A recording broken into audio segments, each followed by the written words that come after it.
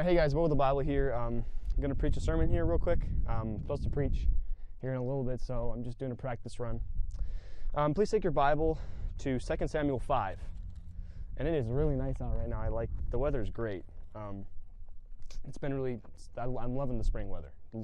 Suffice it to say, we had a pretty cold winter here. So when we think of different, one of the things about the world we live in today is consumerism. We see a lot of advertising for all sorts of things, beauty stuff, video games, you see for toys, you see for cars, all these different things. And one of the most important ways that a brand can sell itself is in the way that it kind of markets, and it's brand, really, a brand's brand, if that makes sense. And that's kind of where we get the word, your brand from, is kind of their personality when it comes to how they present themselves. So, when we think of different brands, we think of specific types of people or specific people groups. Like we think, Gucci, those nicer brands, we think, rich people. We think people with good taste. It's really dumb looking stuff, but it's more expensive, so it's good taste. When we think of Vans, we think of skater kids. We think of, skateboarding and things like that. And one of the bigger niches in clothing and just kind of our society in general is kind of the sports niche. And that's, things like Nike, just do it, or Adidas, nothing is impossible, stuff like that. They've got these different slogans, and the way they sell themselves is kind of to get you excited, to get you pumped up, to get you, locked in, to get you thinking, okay, I need to buy these so I can do this, so I can be good at football, basketball, tennis, I don't know, whatever, And so they sell themselves, and their whole selling thing is get you excited. And we see that with commercials. If you've ever watched TV and you've seen commercials for like football games or basketball games, do they make them look boring? Even golf, for goodness sakes, even golf. They've got all this intense music. Anybody who's watched golf for more than 2 minutes knows how boring it is. It's just a bunch of white people standing in a thing, and then there's one guy, and he'll hit it, and if it's decent, they'll super exciting stuff. And even golf sells itself as this big grand thing, and that's really a lot to do with sports. Is just to get you excited, to get you pumped up, and they'll play all sorts of rap music and rock and all this stuff in the stadiums to get you kind of into the game, to get you motivated, to get you excited. And I think that's one of the things nowadays that Christians have lost. A lot of young Christians have lost, is that excitement. That's what the message is about today. So here we are in 2 Samuel. I'm just going to read a couple of verses here. I'm going to read 17 to the end. So 2 Samuel 5. But when the Philistines heard that they had anointed David king over Israel, all the Philistines came up to seek David, and David heard of it and went down to the hold. The Philistines also came and spread themselves in the valley of Rephaim, and David inquired of the Lord, saying, Shall I go up to the Philistines? Wilt thou deliver them into mine hand? And the Lord said unto David, Go up, for I will doubtless deliver the Philistines into thine hand. And David came to Baal Perazim, and David smote them there, and said, The Lord hath broken forth upon mine enemies before me as the breach of waters. Therefore he called the name of that place Baal Perazim. Hopefully I'm saying that right. And there they left their images, and David and his men burned them. And the Philistines came up yet again, and spread themselves in the valley of Rephaim. And when David inquired of the Lord, he said, Thou shalt not go up, but fetch a compass behind thee, and come up upon them over against the mulberry trees. And let it be, when thou hearest the sound of a going in the tops of the mulberry trees, then thou shalt bestir thyself, for then shall the Lord go out before thee to smite the host of the Philistines. And David did so as the Lord commanded him, and smote the Philistines from Geba until thou come to Gazer. So today, the title of the message is Pinch Yourself. We see so many youth, this is primarily a youth message, we see so many other teens nowadays who are so excited about YouTube and video games and sports and all these different things. And they get so excited about this stuff. And it's just kind of how society's become, is to where people are programmed to get excited about certain things. There's nothing wrong with being excited, but as a Christian teen and as a Christian in general, I think we have lost some of that excitement. So this is a pretty simple idea today, but just pinch yourself. Now, this message kind of revolves around this word here, this word bestir thyself. So in the Hebrew, it's a primitive root, it means properly, to point sharply, literally to wound, figuratively to be alert, to decide, to decree, to determine, to move. And that's kind of where I'm getting the idea of pinch yourself. When you're tired in church, for instance, because a lot of time it's church, when you're tired and you need to stay awake, what do? You pinch yourself. And that's kind of what this bestirring is. It's, kind of poking yourself, getting yourself alert, deciding, getting focused, saying, all right, let's lock in. Getting getting excited again, getting yourself motivated, getting stirred up, right? Webster's 1828 defines bestir as to put into brisk or vigorous action, to move with life and vigor. Now, those two words, life and vigor, are not something that characterizes a lot of Christians' walks nowadays, especially mine at times. We're not excited. We don't have vigor. We're not, we're not always, in the mornings, let's be honest, nobody's ever 100% of the time going to get up and say, oh man, I can't wait to go and do devotions. That's not something that anybody does. Some people might, obviously, for the most part, it's enjoyable, but at times we all have our days when we say, oh no, I got to wake up and do devotions. And it's kind of like that idea. We live the Christian life in this kind of sorry state of mind. But it's confusing to me how the world is running a fake race. We're running the real deal. They're running for an incorruptible or corruptible crown. We're running for an incorruptible crown. So we got to pinch ourselves. My first point today, really, these are just some things to bestir us. These are some things, some points and some just motivational points, I guess. I don't know how to explain it. Some motivations. There's very simple ones.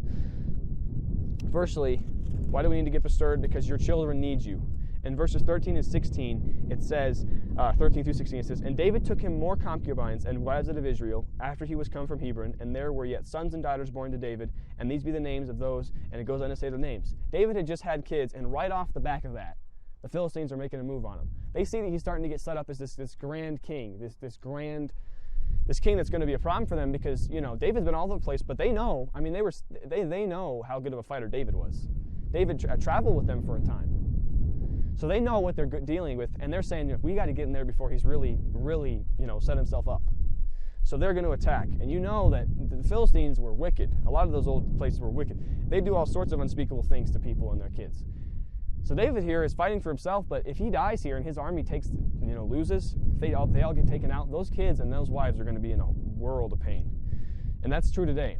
Why are we in the place we are in America? Why are people so discouraged? Why is the church shrinking? Why are all these things? Why is this happening? It's because our parents and our grandparents didn't bestir themselves. Now, I'm not talking about they chose to sin. I'm not saying they said, okay, I don't want God, I'm going to sin. No, I'm saying they just did it, and they lived the mediocre Christian life. I'm not throwing shade at any adults or anything. My point is, we can't make that mistake again. We can't afford to make that mistake again. Your children can't afford for you to make that mistake again. We've got to get bestirred. We've got to get excited. We've got to get just woken up and realize, look, this is real. This right here is way more real than this right here is more real than this desk, than me, than that camera that this is being filmed on, than the ground, than the sky. Because you know what? This is all going to go away. This right here, these words, they're never going to fade. And we've got to get excited for the real deal because, look, this is the real deal. Nike, and they do these promotional trailers, and they do these ads, and they do these promo events to get these kids excited about their shoes. For what? So you can, let's say you get to the pinnacle. You become the greatest NFL player ever, right? Okay, you play for if you're a quarterback, maybe 25 years if you're Tom Brady, but the average is probably 15 years, I think. 10 to 15 years, right? So you play for that, you make millions of dollars, right? And then you've got health issues for the rest of your life. Sure, you made good money, but that money's going to go away, and those guys get bored of the money. A lot of them become addicted to drugs. A lot of them just go crazy, A lot of them end up committing murder and stuff. Think of Ray Lewis. We see that's not going to, and they're not happy. They're always grinding for the next thing because they're not satisfied. And to them, that's a good thing, but really, who wants to live a life where you can never be happy and just content with where you are? So your children need you. Secondly, your time is short. Verse 24, and let it be when thou hearest the sound of a going in the tops of the mulberry trees, then shalt thou bestir thyself. This is go time, okay? Now in this passage, God says, go ahead, and then he says, wait a minute. Okay, we are past the waiting period. And I think a lot of teens, myself included at times, we can think that the teenage years are kind of this limbo where, okay, so now that I'm saved, now that I've committed my life to God and all that stuff, and maybe you're supposed to be in the ministry, maybe you're not, but we view these years as limbo, okay, these are the years where I get to kind of float around until I'm adult, and then I can start working, and then I can start doing things with my life. No, the time is now. The wind's blowing in the trees, folks. It's go time. Because you don't even know if you have tomorrow. You don't know if you have your next breath. We don't know that the rapture could be, next year. We don't know when it's going to be. We don't know if we're going to get to live to adulthood. We don't know if we're going to get to, go 30, 40 years.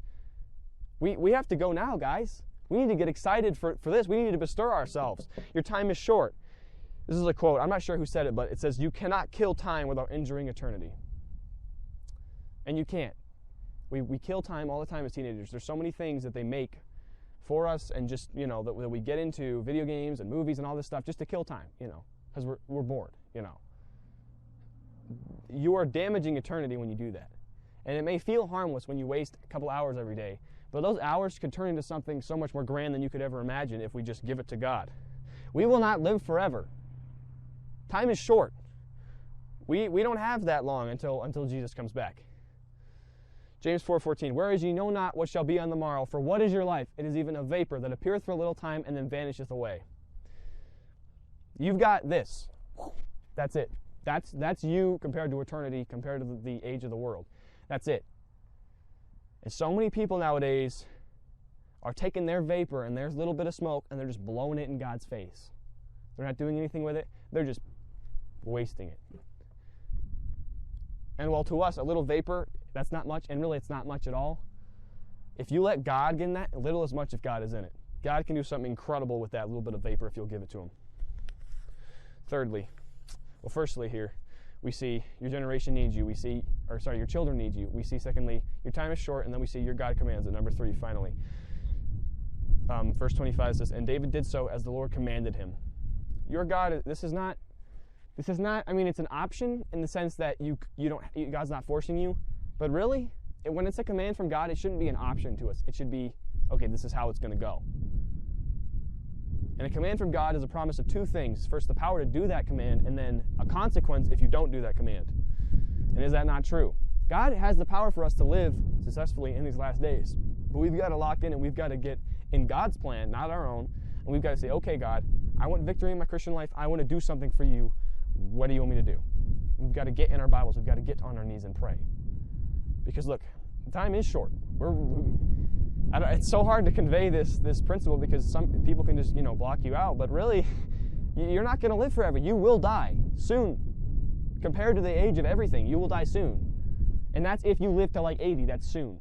Not even talking about dying early or dying young or the rapture coming soon. You don't have a lot of time.